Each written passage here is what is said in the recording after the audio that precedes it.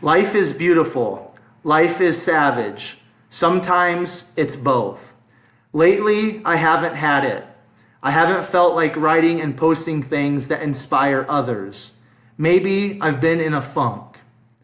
Maybe it gets exhausting always trying to be clever and creative and attempt to stand out in an incredibly saturated market. Maybe it's paralyzing to feel like you always have to be positive and upbeat when sometimes it's hard enough to just crack a smile. Maybe I'm just feeling sorry for myself. Life can get stressful. The fear of the unknown and what's next. Things not working out as planned or business. Dealings falling through in the middle of planning. Financial stress and on and on. Right now, I just don't have it in me, but that doesn't mean that we quit because even a small step forward is still progress. Understanding that an inch of movement is always more than a mile of intention. So we press on, knowing that we will still have some fight left in us and that we have the DNA of a champion. But let's be real. Some days are easier than others, and that's okay too. And with that being read, I want to welcome you back to the 127 Fit podcast. Today's guest is the founder of Beautifully Savage. He is also a father, son, brother, and friend. He's a Lululemon ambassador and has gone from a dope dealer to a hope dealer. Today's guest is Joe Buckner. Joe, I want to welcome you to the 127 Fit podcast. Hey, Quentin, thanks. Funny listening to you read my words. I sound like I'm kind of whiny.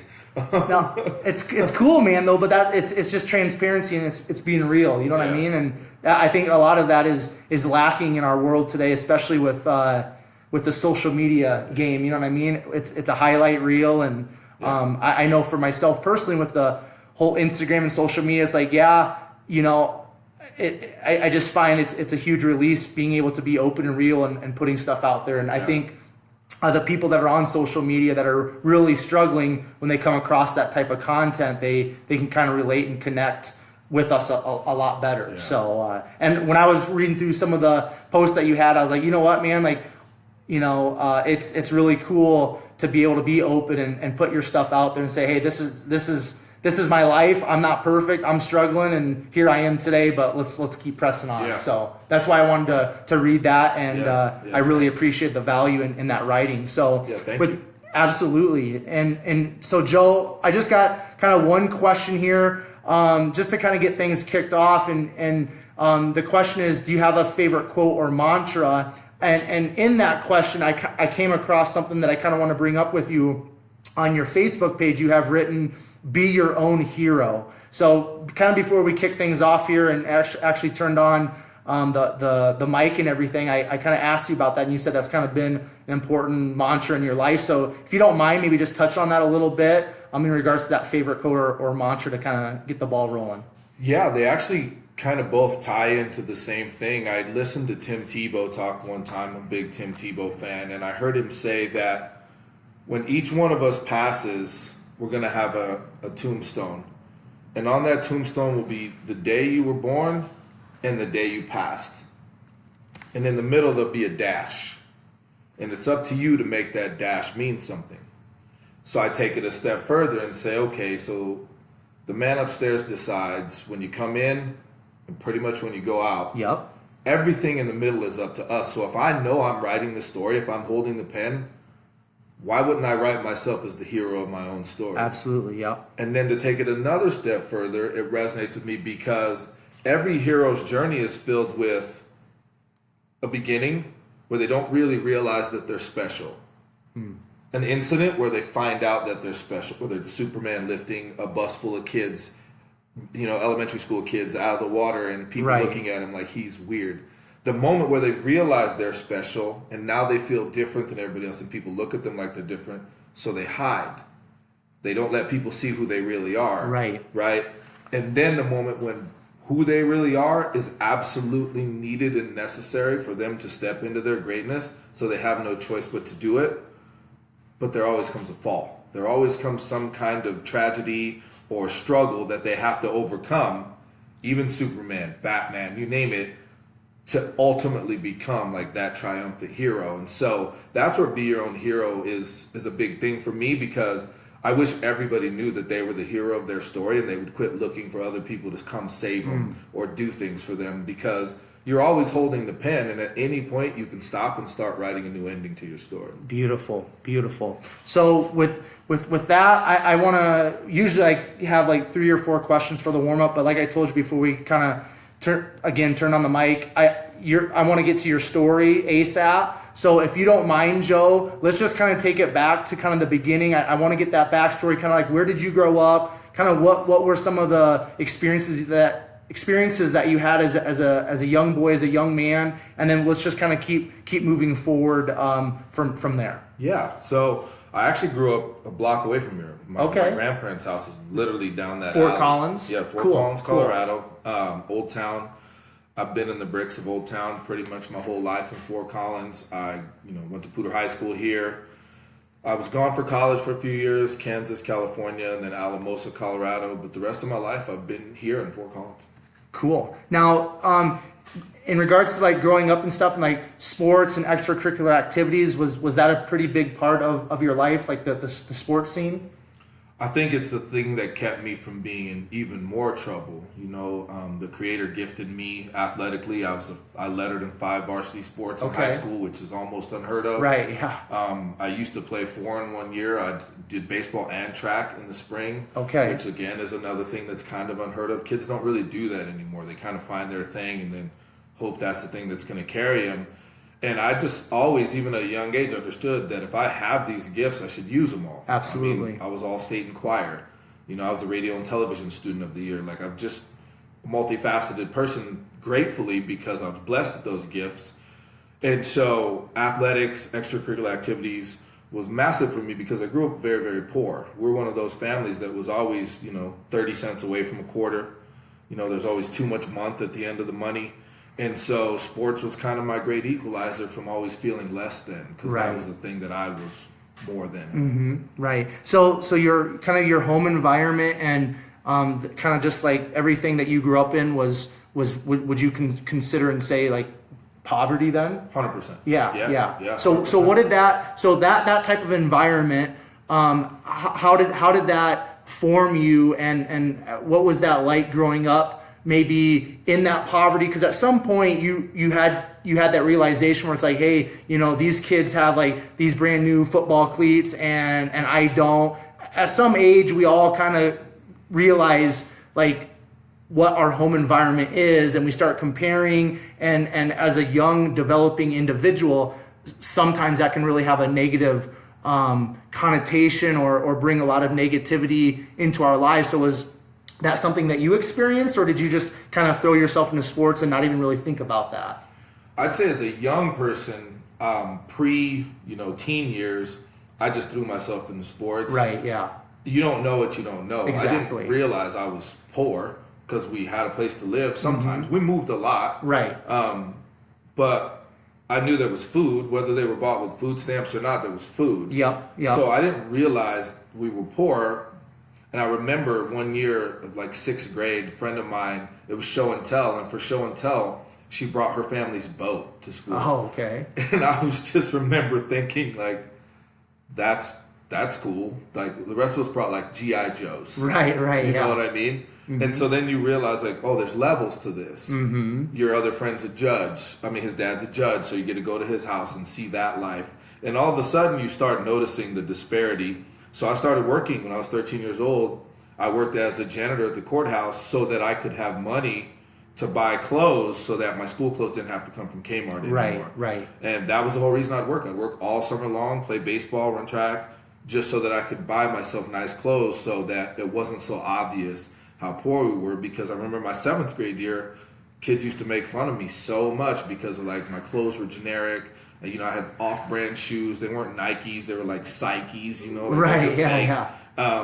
XJ900s or something from, Payless or King or Kmart, and so I didn't want to feel that way anymore. So I started working, and the whole point of that was so that I could buy things to make me look like my life wasn't what it was. Right. Unfortunately, that's something that's carried on for a lot of my life, is that attempt to present an image that maybe isn't accurate with where my life is at. Okay, so there was something there at some point. You did realize there was that disparity, and that did bother you on some level, because you went out, got the job so that you could get the clothes and quote unquote fit in on some different level than where you were at, right? Absolutely. Yeah. Okay. So you mentioned lettering in 5 different sports. So like high school, those kind of years, the teen years and stuff, was that for the most part just consumed with and by athletics then? Yeah. Okay. You can't aspire to something you've never seen. So I didn't realize there was a lot of ways to become a wealthy or rich or well-off person. Right. So when you're poor, you don't know what your options are. So my option was, I got to go to the NFL. Yeah. Or I got to play pro baseball. I got to do one of these things. I'm not going to play basketball. I'm only 5'10". I'm never going to do that. Right, yeah. So it's one of these two things. I don't know any other way. I don't know anybody that even owns a house. I didn't know anybody that even had a checking account. Right. So sports was everything, because that was my ticket. It was at least my ticket to get to college and then see what happened from there. But even then, I was like a lot of college athletes. Like, I was there to play football. Yep. I didn't realize, like, oh, you have an opportunity here to get an education. Right. Football was the ticket. That was plan A. There was no plan B. So, yeah, I was my whole high school life was consumed by sports. I played sports year round, all summer long, and it just continued like that year after year after year. Right. Now, I know that you were a great athlete and everything. So did that kind of add that fuel to the fire, like that kind of that positive reinforcement, and kind of the glamour and the glory of athletics? I mean, I played college football, so I was a varsity athlete in high school. Like, I know for me, like that fueled that fire. Like, hey, it's like, dude, if I work hard and I produce these results, like, I'm going to get recognized. My name's going to be in the paper. Did you really, dive into that and receive that and just be like, hey, like this is not only my outlet, maybe out of Fort Collins and go to college and all that, but like it makes me feel good because I'm getting recognized, and when you're younger, that can be great, but then also that can, when the sports thing is done, which we're going to get to that point, but that can kind of leave us empty and kind of lost as well. So did you kind of get pulled into all of that, kind of that glory and being kind of the big man on campus, so to speak? Yeah, absolutely. That was what my whole life was about. You spend your whole life with people patting you on the head and telling you how pretty you are, and then you start to believe it. Right. And so that was surely a thing for me. My father left before I was even a year old and never came back. So I've always had that insecurity of like hoping people liked me or would accept me or would not leave me, that fear of abandonment. Sports was my way to get people to like me. I didn't have money. I didn't necessarily know. I felt like I was a smart kid, but that's, subjective. So sports is an easy way to measure that. Let's all line up. We're going to run to this line. The winner's the fastest and gets the praise. Give this person the ball. If he can run it through that line, he gets the praise and gets to be on the front of the paper. So as an adult man, I now realize like sports was 100% for me about the attention. I didn't grow up in a home, and it's not an affront to my mom. She was 18 when I was born. Right. I didn't grow up in like one of those like overly loving, like you come home, you get a kiss on the cheek, like that kind of home. I've been fending for myself pretty much my whole life. Since I was 16, I've been pretty much on my own. Right. So sports was 100% the way that I got love and attention, that I felt like I wanted and needed. Yeah. Yeah. Now I want to just, we're going to move on here, but there's so much in this because I can, on some level, I can relate because of, sports was everything for me. I cannot relate to the home environment, but I can definitely relate to the sports thing. So I just want to hang out here for just another minute, and then we'll kind of move on from there. But now, in regards to, I've lived in inner city Detroit. I've spent a lot of time working with youth on the Pine Ridge Indian Reservation in South Dakota. I've been around, I'm a school teacher. So I've been around a lot of youth throughout my 20s and early 30s. And I've worked with a lot of youth that come from tough home environments, okay? Broken homes, however you want to word it. Youth that are kicked to the side by society, so to speak.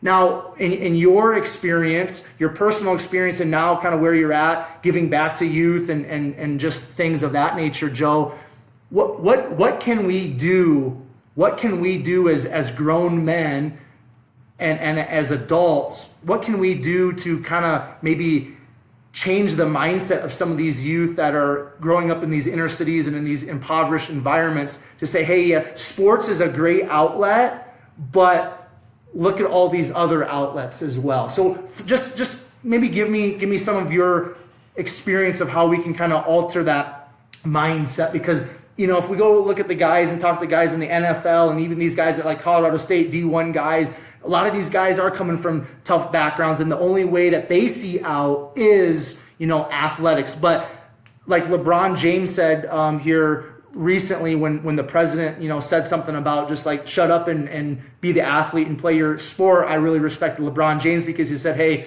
we're more than athletes. So how can we instill that in the next generation is what I'm really trying to get at. That's a great question. For me, and obviously I appreciate your perspective, and mine's probably going to be different coming from a mixed race man. Absolutely, yeah. Even though I'm half Mexican and half black, I look black as black, right. So a lot of it's about representation. Again, you can't aspire to something you've never seen. So if the only wealthy or rich people you see or hear about are athletes, right now everyone's celebrating Jay-Z's the first billionaire rapper. Right. No one's talking about all the other black billionaires that are out there. Right, okay. The black billionaire who just paid off he promised to pay off everyone's college debt at his commencement speech. Yeah. It's more important to talk about Jay-Z because Jay-Z's cool. He's a rapper, right? Yeah, so what we're saying is if you want to be rich, you got to be LeBron James or you got to be Jay-Z.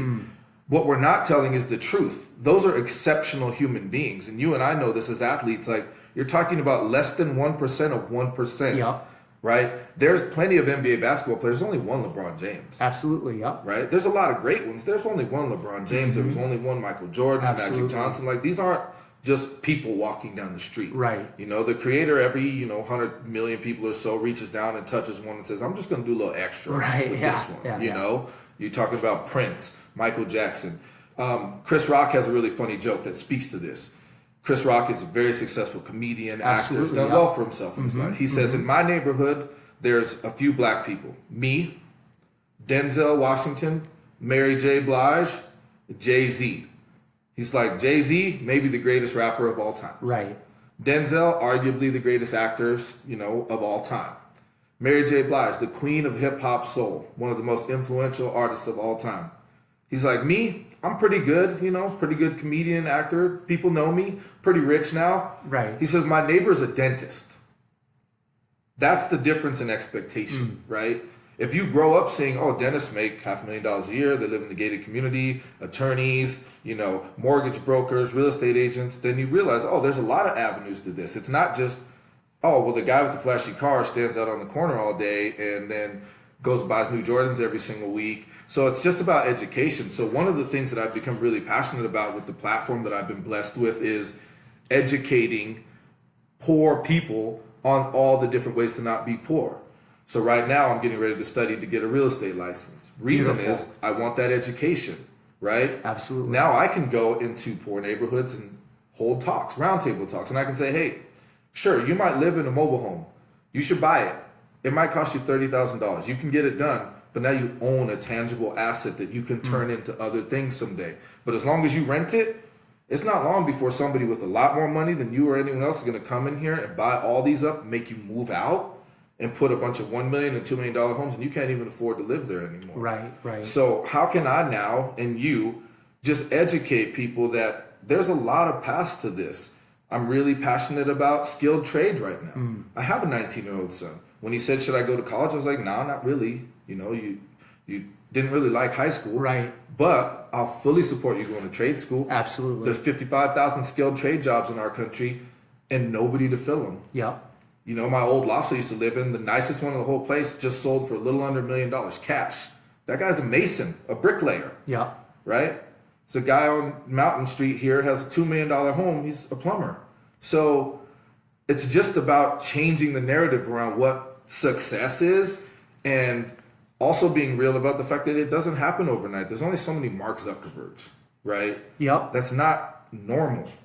It's okay to work hard. And I'll just finish it with this. I think we just have to be real about what the process looks like. Someone asked Warren Buffett why more people don't invest like he does. He said, that's simple. Nobody wants to get rich slow. Right? So you can take that to fitness, right? Everybody wants the magic bullet. Absolutely. What's the pill? What's the shake? What's the wrap I can put around myself? What's the 7-minute home workout I can do? And it's like, well, there's not one. Yeah, that's not reality. Right? Yeah. So being realistic with people about what the process looks like, being open and having conversations and sharing the information. I just think a lot of people weren't willing to share the information for a long time of what it takes, you know. Right. Think about 20 years ago, you probably thought you needed $1 million to open a business. If I'm not a millionaire, I can open a business. Right. You can open a business for $5,000. You can open a business for $75. You know, get an LLC, open a business. So that's really what I think we can do, and that's really where I want to take my voice and my platform is to educating people on, you know, as I go through that journey. I'm not a wealthy man yet. I do okay. You know, sometimes the bills get paid on time. Right. I get to travel and do cool stuff, but I'm on that journey also. So as I go, I want to bring as many people as possible. Me too. Yeah. Right, and build a bridge. So then one day I want to be able to say I helped 100,000 people earn $100,000 a year. Beautiful. And change their life. Yeah. So cool. I think that's what we can do. Absolutely. Well, I appreciate you sharing that perspective because that's my heart is educating and you know, pouring into the next generation, because the next generation is they're the next leaders, you know, and if we don't take that serious, especially, you know, these kids that are growing up in poverty, these kids that are growing up in inner city or on the reservations, it's like, man, they're literally just being left for dead. I've seen it with my own eyes, and it's like somebody or somebody's has to step up and say enough's enough, you know. So speaking of Detroit, just on that, what please, you said, I want to touch on that. So I have a buddy named Callie, and he runs the downtown boxing gym. It's an amazing nonprofit there, right? And when we were there, he said, we have 189 kids in our program. Now, they say books over boxing, right? Education is first. Right. And they have 100% graduation rate in their program. Right. They're the Lululemon Here to Be partner for Detroit. Like, they're doing amazing things. This guy is incredible. But what he said that really touched my heart, I mean, he said a million things, but he said one thing in particular. He said, we have a waiting list of almost 800 other kids, but there's no waiting list at the morgue. There's no waiting list at the prison. They're ready to take them, and they're ready to take them now. So we have to save them before they get there.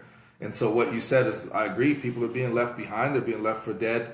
And so it's our job as people with the platform, as a voice, to reach our hand back and start pulling people out of the fire. Yeah, cool, man. All right, very good. So let's just, I'm not for sure if you did or not, but let's talk about post high school, if you went off to college, kind of what that looked like. And then let's just, I want to start digging into just your story, because, you know, in the introduction, you know, and what you have posted on your Facebook is dope dealer to hope dealer. So obviously a big part of your story is, you know, the drugs and then being incarcerated. So let's just talk about maybe like when the drug use came into the scene, kind of what post high school looked like, and then if you want to just kind of take it from there and just start sharing, you know, why you got locked up and kind of that stuff, Joe, if you don't mind, that would be really cool. Yeah, no problem. It's a pretty well documented part of my story. So I was a 3-year starter in college, and then I had my daughter. I come from a very traditional, like, Mexican family. That's how I was raised. So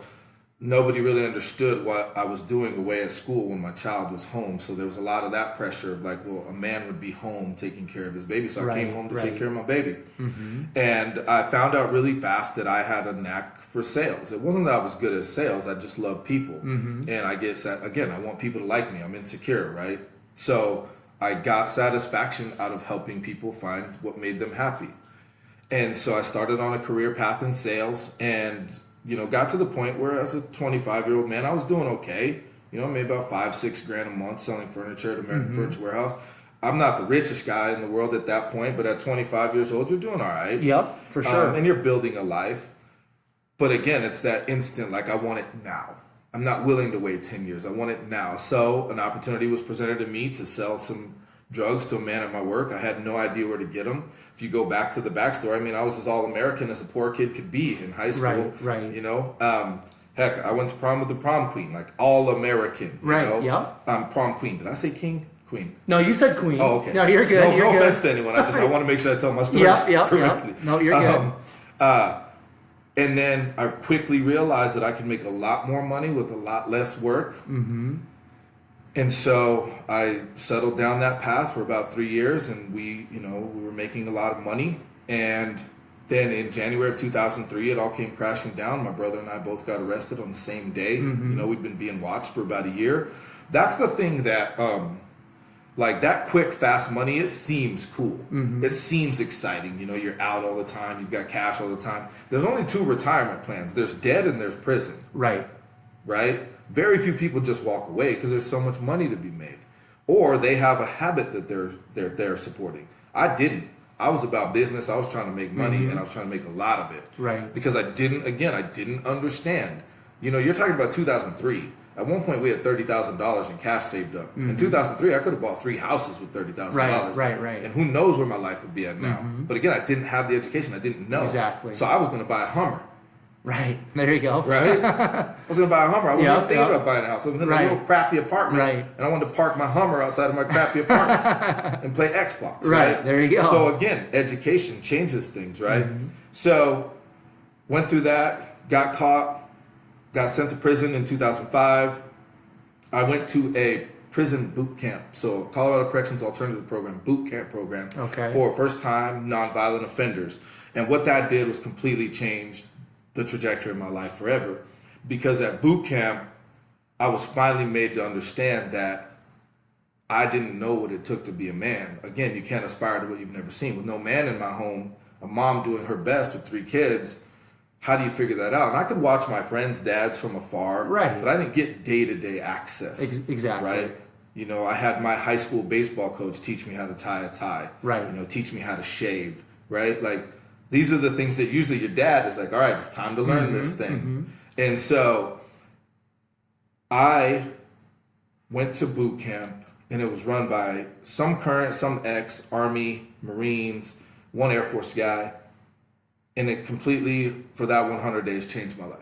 Attention to detail started to become important. Right. If one of us did something wrong, the whole platoon paid for it, right? Your actions have a ripple effect on the other people around you. If we wanted a nicer pillow than the hard prison one they give you, well, we had to go earn it. So now you understand the importance of working for everything that you want. So when I came home, I was just a different animal. Before I left, I was kind of a loser, and that's not. I'm not trying to like diss on anybody else who's like this, but I was. Right. I wouldn't go to work if I didn't have a ride. Most of the time, I didn't have a car because I just didn't handle my business. Yeah. I didn't really ever like know where I was going to be or where I was going to stay. I was pretty much a loser, and I always had an excuse for everything. But when you have to clean showers after grown men have been in them all day for $1 a day, and I don't even want to get into like the literal modern day slavery that prison workers are, but $1 a day to clean showers just to buy a $5 phone card to call your children on Sunday, you start to understand the importance of that and what it means to have to earn things. So when I came out, I was a different animal. Came out and determined to change my life and never go back there. I said, I'm never going to go back to prison. And so, I took 2 $7 an hour jobs, making bagels, making calzones. I used to walk 14 miles every day between these 2 jobs, starting at 2:30 every morning and ending most days at like 3:30 the next morning. But what I understood was I could be in prison, and we live in a country that's a 75% recidivism rate. So 100 people go away, 75 go back within 3 years. I was bound and determined not to be one of them. Right. And so I walked until someone gifted me a bike. I rode that bike, rain, sleet, or snow, until I saved up to buy a little old car from an old lady. I saved up to get myself a little junky, cat piss smelling apartment. But every one of these was a milestone for me because I was building my life back then. Right. And with that recidivism rate, with prison, with the reform system, I just think we're not honest about what it is, number one. We're not honest about the fact that when you come out, it may be the hardest thing you'll ever have to do, because only now are people fighting for the rights of prisoners and prison reform. And, but for the longest time, every other group was covered.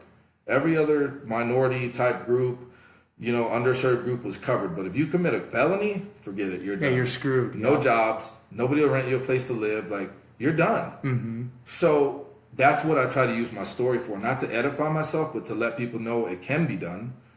And if you're willing to just keep putting one foot in front of the other, eventually the road will rise up and meet you. Right. And, you know, you might not ever be the wealthiest person in the world, but if you can say, I stayed out of prison, I built a life, I built a family, you're probably going to be okay. Absolutely. Yeah. So, you know, that's a little bit of that journey. So now when I say I went from dope dealer, because that's what I did, to hope dealer, I try to use the same skill set that I've been gifted with by the Creator to now go out and share my story and deal hope. So when I talk to, you know, inner city schools or, you know, like a group of troubled teens here in town, all I'm trying to do is stand up in front of them and go, hey, I'm just like you. Absolutely. Maybe worse than you'll ever hope to be. Thank God. But if I can do it, you can do it too. There's a better way. There's a different way. Right? Absolutely. And I show them, you know, like it's going to take this hard work. And then maybe one day you can start your own business. So really, I just try to be a living, breathing example of the fact that if you give someone a second chance, if you give the right person a second chance, you can change their life forever. And it's not just for those kids also. Right. On the flip side, I try to use my life and me as an example of, let's say you own a company and you meet me and we talk and we vibe. And usually when people meet me, I'm pretty likable. People like me. Right. Usually when I share my story, people will say, I never would have guessed that about you. Right. And I say, great. So maybe next time you meet someone that has the same story as me, you'll give them a shot. Absolutely. Beautiful. Yeah. You might have the next Joe Buckner sitting in front of you. Yeah. You know, I went from that to working at a company called Aaron's. I started out $9 an hour. I just needed an opportunity. Within a year, I was the general manager of my store. Actually, not even a year, like 7 months. Within a year after that, I was on the regional sales staff. I was the sales manager of a 22-store franchise.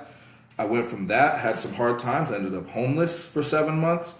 Went from homeless to six-figure earner in about 18 months. 18 months later, started my own business. Here we are, 3 years in business, and I get to have cool conversations with people like you. Right, yeah. So again, I'm dealing hope everywhere I go. Even when I'm down, you spend 20 minutes with me, you'll feel like you can run through a wall. Right, yeah. So that goes back to kind of like what we talked about before you started sharing your story with kind of the imprisonment and stuff is, you know, just like reaching out to youth in general, but especially the youth that, again, are kind of left for dead, kicked to the curb, and like, oh, these are bad kids, they're trouble. Like, you know, there is nothing for them. They're just going to go down the same generational path that, you know, their parents did and their grandparents, all that. And it's like, but every single one of us human beings, we all have been given gifts by God. Like we all have talents, we all have abilities.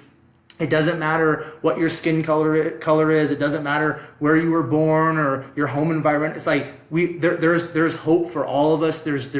We all have gifts, talents, and abilities, and it's like you never know what that person could be and how they could positively impact the world, if not literally change the world. Like if we just talk about the names that you already brought up, you know, the Jay-Z's, the LeBron Jameses, you know, Michael Jordan, some of these people. I mean, I know LeBron James, he grew up in a home environment, from my understanding, kind of like you, just single parent home, mom and all of that. And it's like, Look at him, once in a generational, you know, talent, a future Hall of Fame basketball player. Jay-Z, I don't know much about his background, but I'm sure he probably didn't grow up in the best environment. Do you know much about him, his background, or? No, just, you know, coming from the streets of Brooklyn, right? You know, just kind of that hard knock life, you know, drug dealing, you know, being in trouble. You know, it's a pretty common story. Right. Yeah. You know? But that's the thing that I'm trying to say, and I think, you know, it's kind of like the overall theme so far in our conversation discussion, Joe, is like,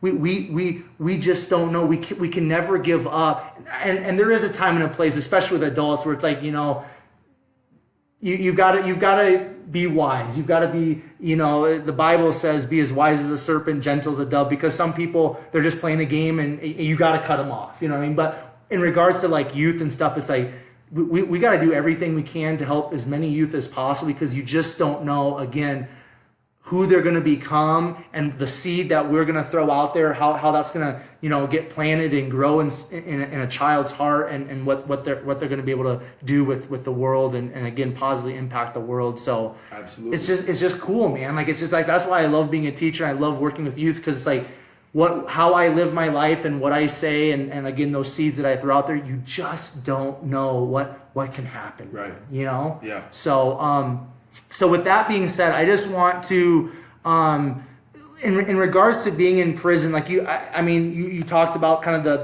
the boot camp thing, and that seemed like a kind of a game-changing experience for you in regards to kind of learning discipline and structure and how it's about teamwork and stuff. Now, how long, if you don't mind sharing, how long were you actually in prison then for? 10 months. 10 months, Yeah. okay. And then how many months of that was the boot camp, or was it all the boot camp? No, boot camp was 100 days. Oh, so okay. Prior to that, I was in a maximum security facility called Okay. DRDC, which is in Denver. Okay. I was in Buena Vista. I was in Canyon City. And then I was also in a holding facility for DOC inmates, which is in Park County. Okay. So, okay. yeah, I was only in boot camp for 100 days. The rest of Okay. the time I was in one place that's called Gladiator School, and there's Right. a reason for it. you Right, know? yeah. So, that experience outside of boot camp, was there maybe one or two kind of takeaways that you still kind of hold on to from actually being, in prison outside of that boot camp that you wouldn't mind sharing with us?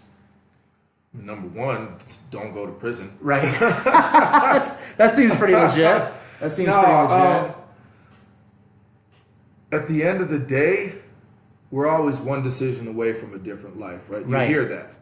Everyone that's in prison made one decision that got them caught or, put them there. And some of our decisions cost us 10 months. My brother's decision cost him 6 years plus another 6 on parole. Wow. Okay. I have some friends that are serving 60-year sentences. Mm-hmm. You murder someone, you're going to spend the rest of your life in there. So Right. you're always one decision away from a different life. On the opposite side of that, and a lesson that I was taught while I was in there, was you get to choose every day, right? So today I'm in prison. But even while I'm in prison, I can choose to become a person that never comes back to prison. Right. An old timer taught me that. He said this goes two ways. He was telling me, he's like, you're different. I can tell. Like, you read a lot, you're working out. Like, you're just not, you shouldn't be here. So I'm going to help you. He said, you can go and be around other people that did what you did, sell drugs, and you guys can sit and scheme, and you'll go out and think you're better at it, and I'll see you back in a few years. Or you can choose to become the kind of person that never comes back here, and then do that every single day. So it's simple. Even if you're locked up, you still get to choose. So that was my ask. A lot of people in there, they pray. You'll hear them praying. Please get me out of here. They're on the phone with their family and friends. Call my attorney, tell them to file another appeal, blah, blah, blah, this, that, and the other. And in my mind, I'm like, but are you ready to be out of here? Right. I wasn't ready. I knew I wasn't. So when I would get down and pray every single day, my prayer was simple. When I'm the kind of man that will never come back here, when I'm equipped, that's when I want to go home. Mm-hmm. My family doesn't deserve me being here. I don't deserve being here. My friends don't deserve me being here. This place does not deserve me, and I would be wasting every gift that God gave me being here. Right. So when I'm equipped to not make those choices, to not be so impulsive, to not go after the easy money, that's when I want to go home.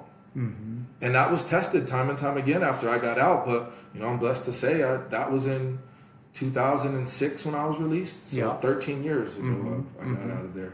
So it's always interesting still talking about it because it's such a long Right. time. Yeah. It's a whole nother Joe. You know what I Yeah. mean? Like that season is so far gone, but again, it's a part of your story. and Absolutely. it really And can, hopefully it helps somebody. and of course it does. Especially like you talking about when you go and share with the youth and stuff. It's like because these youth are growing up in homes similar to yours, and there's parents that are in jail and prison. It's like it does reach people and it does touch people. So I appreciate you sharing those couple lessons with myself and the listeners. So, all right. So before we move on to kind of where you're at today, I just want to, because you are a dad, and whenever I have a guest that, is married or has kids, I always want to give them an opportunity to share, kind of what that means to them. So if you don't mind sharing, Joe, just what does it mean to you personally, and how has it changed your life in regards to being a father, being a dad? Yeah. That's a heavy question because for the majority of my life, I was a crappy dad. Right. You know, I was 21 when my daughter was born. I'm not making excuses, but I was a kid. Yep. A kid. Yeah. And then 3 years later, my son was born. So they've grown up as I've grown up, which isn't fair to kids. Right. I have a 7-year-old now. So I was 37 when she was born. Okay. And people will say, you know, oh, you're different with her. And I'll say, well, I'm an adult now. I'm not a kid anymore. Right. So my kids had a very tough life because my life was tough. And I was still young and selfish, and I wanted to be out. And I didn't realize that if I chose not to pay the rent on time, then we would get an eviction notice on the door. If I chose not to pay the utilities on time, my son would come home from school and there'd be no lights. Right. I was just not a good father for the majority of my life. And then a few years ago, you know, I met an amazing woman and we started dating. And I wanted to be better overall. You know, my kids, I just seen them struggle so much, and I just wanted to be a better man. So, flip the switch. Now, again, children do what they see, right? So, I haven't been the most present parent. My children are older now. My daughter's 23, married, has 2 children, so I have 2 grandchildren. And my son is 19, you know, lives on his own, doing a great job out there in the world, working. My little girl's 7, she's with her mom full time with me on the weekends. So now, as a father, I just hope that through my struggles, they got to see that at least if you don't give up and keep going, that eventually good things will happen. So they got to see my video. 2 of my daughters got to film part of it. My little girl made it into the video. My son watched the video and he sent me a really cool text that said, you know, I'm just really inspired to know that like I come from that kind of like pedigree. You know? Absolutely. So while I haven't yet been able to be there for them the most financially or, you know, with my time, I feel like I use my life as an example for them. So being a father to me, I mean, my kids are my legacy. Right. My grandkids are my legacy. You know, every time, you know, one of my grandbabies was born, you know, I thanked the man above. I said, I get to live on. You know, my legacy gets to live on. Now I can, as an adult man, I can impart better wisdom than I could when I was younger. Absolutely. To my kids.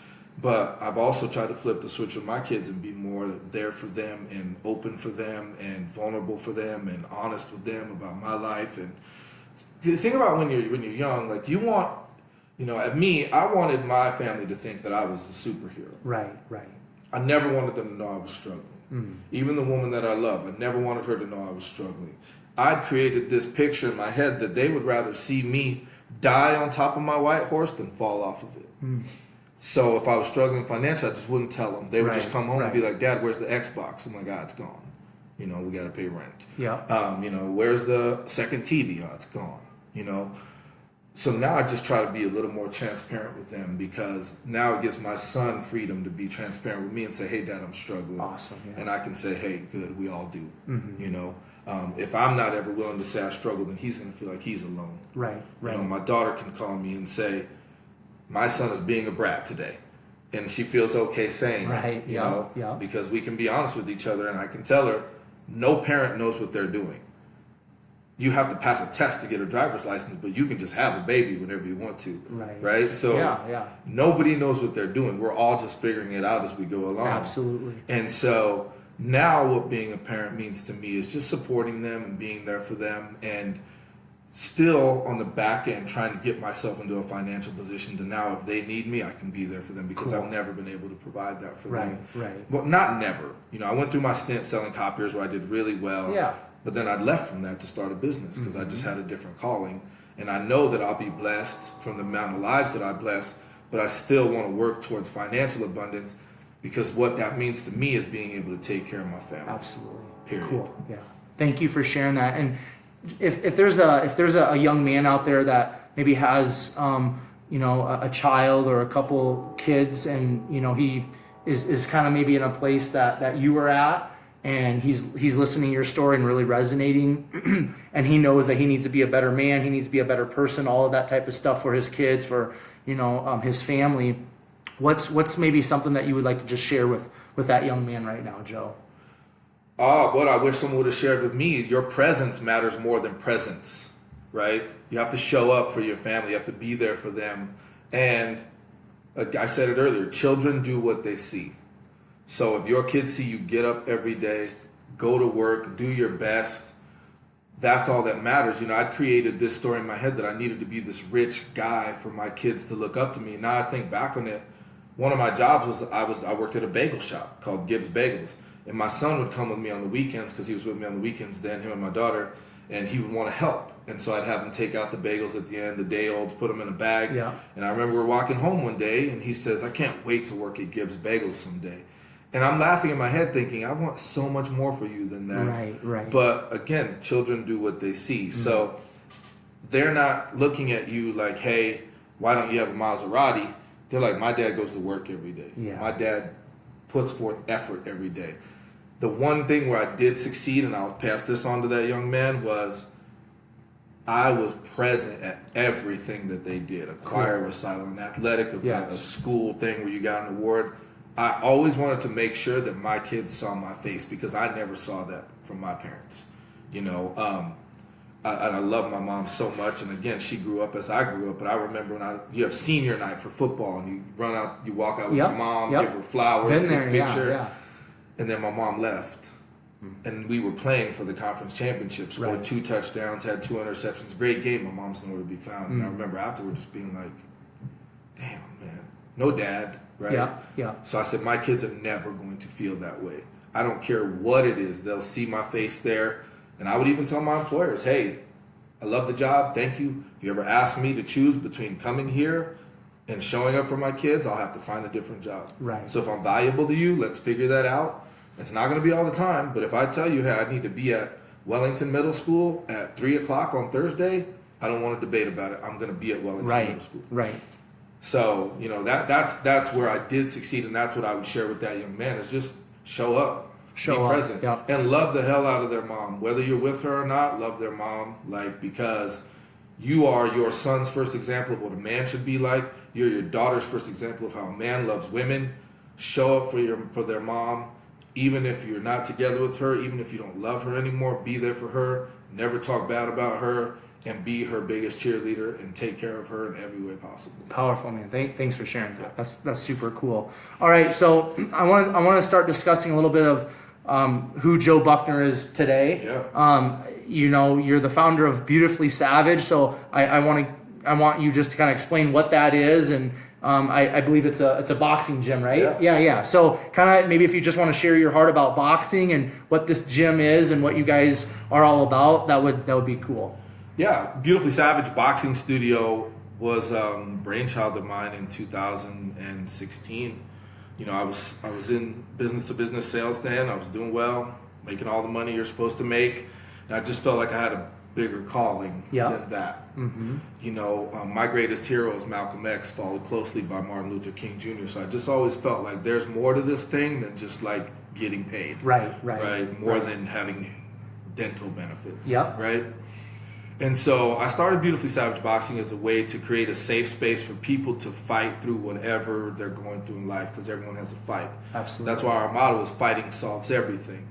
Not like physically fighting, but understanding how to be persistent and have grit and not give up. So when you look in the mirror one day and you're 50 pounds overweight and you don't know what happened, you understand that you now have to fight for your health and your wellness. Amen. You know, when you realize, like, we're broke, my family is struggling, I need to now fight to get us out of poverty and get us to a place where we're okay. Life is savage sometimes. Sometimes you walk in the house and your wife moved all of her stuff out and didn't tell you why. She just left you. Right. And now you have to fight to rebuild your life. Or you have to fight to win your love back. That's the thing where I feel like fighting has such a negative connotation to it, but it can be a positive thing. For sure. We all have to fight for something. And someone that's not fighting for something, I don't really feel like they're living. They're just kind of waiting to die. Right. And so those men were my heroes because they fought for something bigger than themselves. Absolutely. They fought for other people. So in Beautifully Savage, I tell people that all the time. Everyone has a battle to fight. And we've had people come in fresh off a breakup. We've had people come in, their parent just passed away. We've had people come in who just lost their job, or, you know, we've had sexual assault people come in. And we have people leave in tears sometimes, but they understand like how to grit their teeth and fight. And it's also very therapeutic to punch that bag sometimes when life has got, it's got you down. Right. So I believe that every one of us will be tested at some point, right? Everybody's going to be tested by life at some point. Absolutely. Life is going to knock you flat on your butt at some point. It's at that point that you figure out what you're made out of. Do you just give up, or do you get up and fight? Right. And so that's what Beautifully Savage is about. Cool. It's about teaching people to get up and fight. Cool. So what, like presently right now in your life, like today, what is a personal fight, if you don't mind sharing, what is a personal fight that you have going on right now today in your life, Joe? Oh man, you're trying to get me emotional right now. No, I just you said, we're all fighting, man. Like I can start talking about my fights in my life, man. It's real, and that is so powerful what you just shared. So I just want you to be able to share with the listeners like what you're fighting, man, because it is, man. Life really sucks sometimes. It does, but we got to keep fighting, as you said. So we got to keep fighting, and also if I'm the problem, I'm also the solution. Right. So currently I'm fighting a lot of things. I'm fighting the fact that business doesn't always grow as fast as you want it to, and so what do? Do you shutter that thing? Or do you just go get a second job and you keep working at it and keep working at it and keep working at it? I'm fighting that financial struggle right now because I want to be more for my family. Absolutely. I'm fighting the fact that I just lost my relationship on Saturday because of me being insecure and being dishonest. And that's a fight for me because that's the woman I wanted to love. That's the only woman I've ever gone all in with in my life. Right. And I let my insecurities and need for attention, have more importance than that. And so I'm fighting every day to try to fix that situation, and it's probably not fixable from her end, but it doesn't mean I stop fighting. Right. Absolutely. I'm fighting for my own identity, like figuring out who I am. Social media can make you think you're this person, but then when you go home and people are applauding you, and like you go places and people literally, like we were doing viewings from a Lululemon film, people were crying, like they're like, I can't believe you're here, and I'm thinking, me? Right. Like, really? And so I'm fighting for my own identity right now. Like, who do I want to be in this world? And how do I want to show up every day? Do I want to continue to create this persona and, pretend to be big time so big time things come my way? Or do I feel confident, secure, and courageous enough to step into it and go, some days you eat peanut butter and jelly sandwiches on this entrepreneur journey because that's what it's about. Right. Some days you get to eat steak, but usually if I'm eating steak, someone else is paying for it. Do you get to be honest and say, I've been on 9 trips since November. People say that all the time, man, you travel a lot. I'm like, yeah, I bought 1 plane ticket though. To my best friend's wedding. Everything else is paid for by someone else. Yeah. But if you look at it online, it's like, oh man, your life is so cool. You travel, like you're doing so well. And even when people say that to me in person, they're like, man, I'm so happy for all your success. And I'm like, would you elaborate on that, please? Right. And so even, you get first peek at this. I've been off social media for a couple weeks. Yeah, I noticed that. I'm glad I jumped back on because I got your message. Right, yeah, I was hoping you would because I saw that. I'm like, well, we'll just go with the flow. All I had in my phone was podcast interview, and I'd forgotten to put the details in it. But I have an IGTV going up, and that's the premise of it. Like, are you really who you supposed to be, right? And I wrote something down one day. I said, if your followers could follow your every move between your last 2 Instagram posts, would they still believe you? Right? And so many of us are creating this person so that people will want to interview us, be around us, talk to us, send us free boxes of plant-based protein bars or whatever, fly us places to speak. And I don't want to be that person, right? I want to be a person that's okay being honest. I want to be I want to be a person that's okay saying, hey, you know what? This is what's real. This month, I'm struggling to do this, this, and this. This is what my finances look like, but I'm okay. Right. Because what I want in a country where 70% of people live paycheck to paycheck, that to me is going to resonate more with people than people pretending they're rich. Right. Yep. I had someone do an audit of my pages, and he says, if I didn't know you personally, I would think you were a pretty rich person. You wear nice clothes, you travel a lot, you eat at cool restaurants. He's like, but I know you. You're not rich. Why don't you share that? Like, I don't know, people. I don't want people to think I'm playing the victim. I don't want people to think that I'm like complaining. But in reality, that's just where I'm at. I left this $140,000 a year job to start a business to hope to help people. And I could go back to that job any day. Right. I could literally today put on a shirt and tie. I could actually go in like this, right. T-shirt, shorts, walk in there and go, I want to come back to work. Yeah. And they'd say, great, when can you start? But to me, that would be the easy way. Right. And I'm about fighting. So right now I'm fighting for legacy. I'm fighting for the love of my life. I'm fighting to create financial freedom for my family, and I'm fighting for autonomy. Yeah. Right. I want to be able to work anywhere in the world as long as I have my phone and Wi-Fi. So those are the things that I'm fighting for right now, currently. Thanks for sharing that. Yeah. Appreciate that, man. So, in regards to kind of like the whole, I want to touch again kind of on the whole social media thing, because like the reason why we're sitting here today is because of Instagram. And like there is, I mean, I love social media, and like when I discuss social media with different people, it's like you can use it for good or you can use it for evil. There's light in social media, there's darkness, and again, it's the pen is in our hands. You know, it's our choice how we're gonna maneuver that and use social media. But just if you don't mind, Joe, speaking on the fact that like, you know, the reality is social media is here. It's a part of our lives. It's a part of most of our lives, I should say. But just speak on the fact that we really can use the platform of social media for good and to connect with people and to positively impact the world and change the world. Can you just share? Because I mean, we all know the pitfalls, or most of us know the pitfalls and the dark side of social media and all that. But how have you, and how can the listeners, how can we use social media to positively impact the world? I think the easiest way is just by being real. Yep. You know, for being sure. real and not being worried about the highlight reel, like you said that earlier. And I'd written that in an Instagram post one time. Like, I just want to be real. I don't want to worry about the highlight reel. I think the more people, and again, as your following grows, we have this really weird thing where, like, if someone has 100,000 Instagram followers, we think that they're someone special.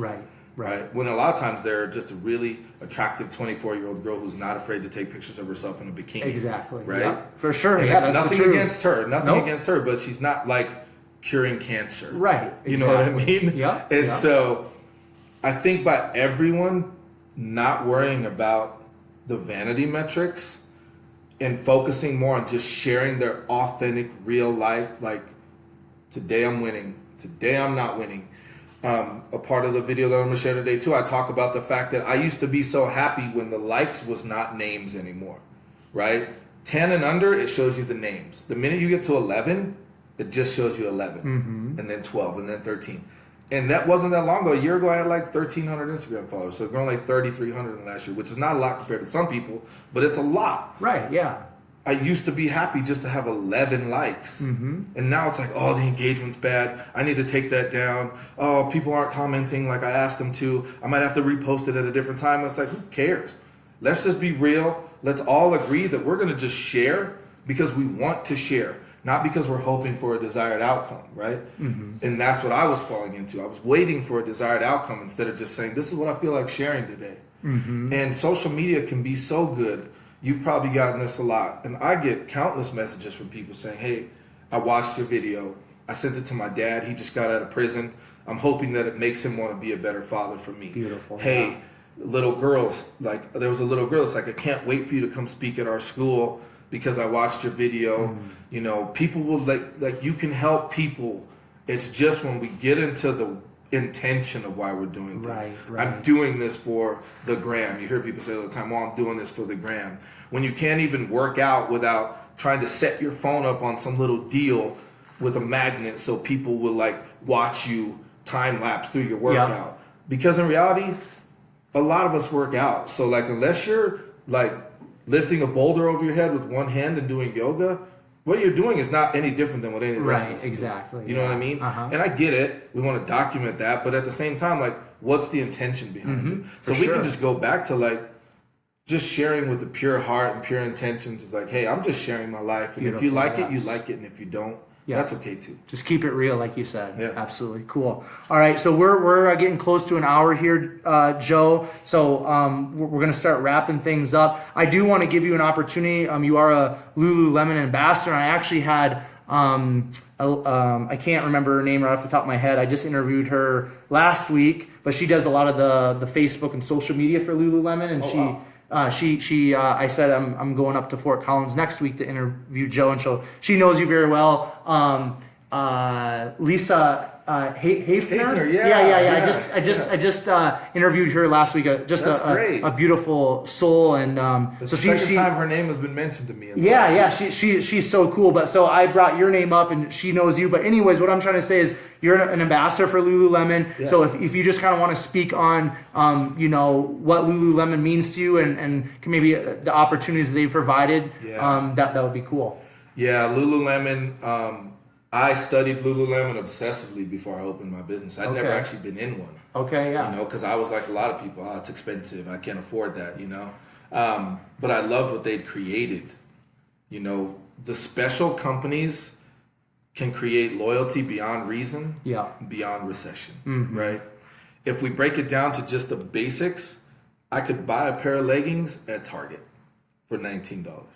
But people that love Lululemon will only buy Lululemon regardless of the price. Right, yep. So I wanted to understand what that was about. And the more you get close to it, you realize it's a culture they've created. There you go, yeah, it's a absolutely. life that they've created that people want to be a part of. It's the sweat life. It's sweat, it's community, it's personal development. And they really believe in that. And then as you travel around the country and meet other Lululemon people, you realize you're meeting exceptional people at every single turn. So for me, Lululemon has presented me with a ton of opportunities that I never thought. Initially, if you look at it, like I probably don't fit the mold of the typical Lululemon person. I'd never even been in one. And then I kind of barged my way in the door and said, you want me to speak at this event you're doing? Spoke at the event, kept getting offered to speak at other events. Ultimately, meeting a lady named Ashley Scarpelli, who is on the men's community team for Lululemon, who came to take my class. And that was it. She came to take my class one time, didn't even live in Colorado. And then a year later, we're making a film with Huckberry, which was awesome. And then we've been traveling and promoting that, which has been really cool. And I will say that from the standpoint of being an ambassador, there's a lot of ways to be an ambassador. There's the pat yourself on the back and say, I'm a Lululemon ambassador and I get free stuff, but I don't really participate. There's the, I participate, but I don't really share online. Like, I just wanted to go all in. If a brand as prestigious as Lululemon wants to partner with me and they don't ask for anything in return, because that's one of their things, giving without expectation, then I'm going to give as much as I can on the other side. I'm going to talk about it on social media. I'm going to show up to do a 6K even though I don't run. I'm going to go do yoga for an hour on the lawn at New Belgium even though I don't do yoga and it's 95 degrees outside. But I'm going to give back to this community because they're giving to me. So being a Lululemon ambassador has completely changed the trajectory of my life, because without them, you and I probably aren't having this conversation. Without that video, I don't have my business partners in Louisiana. I don't get my first trip to San Francisco. I don't get to meet the Huckberry guys. Like, I don't have as many opportunities to speak at schools and impact lives. So there's literally, as a person who feels like he's pretty good with words, I can never actually put into words how important my relationship with Lululemon is. Cool. Awesome. So we're gonna wrap things up here, Joe. The last thing I just kind of want to ask you, the word legacy has been brought up a couple times as you've been sharing your story and things of that nature. We talked about kind of like, how important Tim Tebow, kind of his influence in your life and some of the things he said. And you mentioned kind of that the beginning of our life, the end of our life, and the kind of that dash, and how, the pen is in our hands. We write our story and all of that. So on your tombstone, what do you want written? That Joe left everybody a little better than he found them. Beautiful. Cool.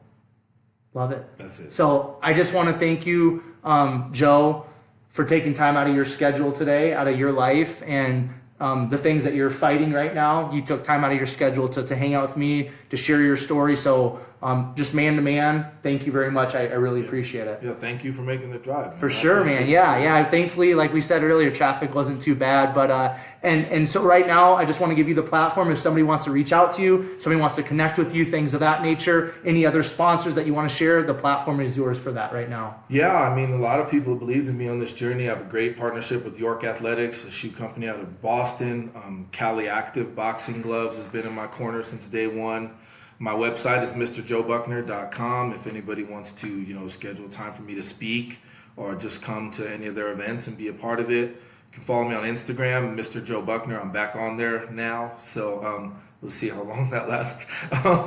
And I'm on Facebook as well. I have a Facebook page, Mr. Joseph Buckner. So awesome. Those are the best places to find me. Very, very cool. So, listeners, I just want to thank you again for tuning into the 127 Fit podcast with myself and Joe. And if you guys want to reach out to me, you can find me on Instagram. It's at 127 Fitness. Facebook is at Quentin Vars. And if you guys could do a huge favor for me, if you're listening to this on the iTunes podcast app on your phone, please leave a 5-star review.